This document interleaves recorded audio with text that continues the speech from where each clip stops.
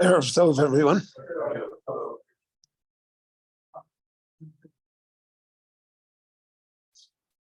In the Parsha of Kohanim that we have in this week's Torah reading of Emor,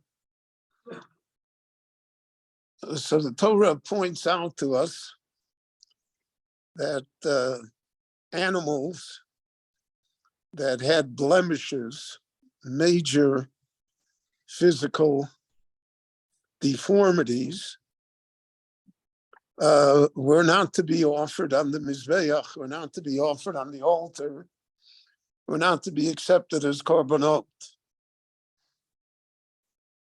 Because, so to speak, that was a sign of disrespect. The Navi later says, "Hakrivehu nola fechosecha." Try and give a gift like that to your ruler. Hayirtzecha, will he thank you? You'll be insulted. And therefore, the standard was that the animal that was brought had to be free of blemishes, free of mumim. And then the Mishnah, the Gemara, discusses what constitutes a mum. The mumim that have problems are those that are visible. People notice it, people see it. And that therefore is a sign of disrespect. There's an old anecdote that a father gave a son 2 coins, and he said, one of the coins you give to tzedakah, and the other one you can buy an ice cream with. And he took the 2 coins, and the child was skipping along merrily in the street, and one of the coins fell from his hand and rolled down the gutter and into the sewer, and goodbye. So the boy stood for a minute, and then he looked heavenward and he said, "Well, God, there went your nickel." So there is that tendency that exists within us. It's good enough, so to speak. And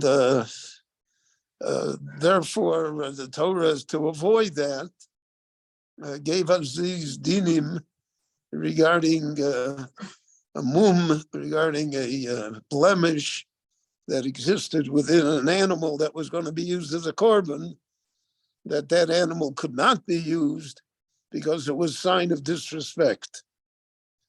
It was a sign that somehow the person didn't treat the korban with the proper respect that it was due. Aside from the mumim on the korbanos, there also appears in this week's parsha mumim regarding the Kohen himself. So all the Meforshim discuss what's the problem if the Kohen has a mum. If the Kohen is lame, or he's sightless, or any of the other mumim that are described. And then the Gemara discusses for us, there are such things as mumim ovrim, that the mum is temporary. Say, God forbid, the person has a broken hand or a broken leg. So while the Kohen has a broken hand or a broken leg, he's a balmum, and he cannot serve as a Kohen. But eventually, with God's help, the bone will heal. And sometimes the fracture heals so well that it becomes unrecognizable that there ever was a problem there. So then he's not a balmum anymore. He's able to escape from the disqualification of having a mum. So what's the problem if a Kohen has a mum? It's very interesting, by the way. There's a big machlekes in halacha, which in our time has long been settled. Whether, for instance, in Jewish social tradition and life, being left-handed was considered to be a mum.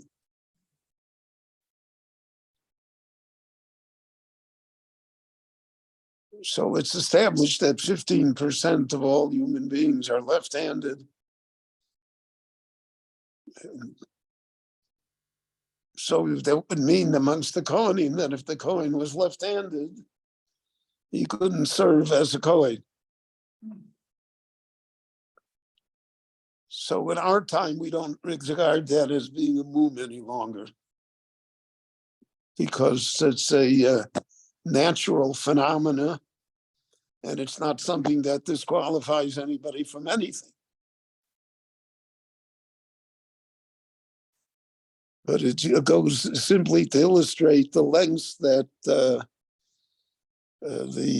definition of mumim was stretched to. So the Gemara discusses what if a person is sightless in one eye, not in two eyes. Sometimes a person is sightless, but it's not noticeable to others. Sometimes it is noticeable.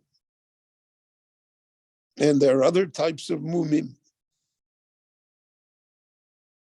So all of these, one reason that was advanced is again the fact that when we serve God, or in a public service, so to speak, we want to do it in the most optimum manner possible, the best way possible. And therefore, we don't want that the person is a balmum, should serve as being our representative, as being the Kohen. It's one reason that's advanced. But there are other reasons. One reason is advanced that people will notice the Kohen much more than otherwise. A person that has a physical deformity, so then people notice it. So they concentrate on the Kohen and not what the Kohen represents, or not on the bracha that the Kohen gives. So therefore, when it comes to bestowing the blessings of Birchas Kohanim, so a Kohen that's a balmum should not mount the duchim to give the blessing to the people, because it's a distraction. So from this, there arose a question which in our time is not really raised, even though in halacha it's a serious question of whether or not a child who is a Kohen should participate in Birchas Kohanim before his bar mitzvah, because it's a distraction. Everybody notices that there's a child that went up to duchen, and therefore many poskim held that children should not be permitted to participate in the duchening. But again, in our time, it seems to be less of a problem. I have not heard objections raised when children under the age of bar mitzvah go participate with their father in Birchas Kohanim, even though, again, it certainly is a distraction. You notice that the child is there.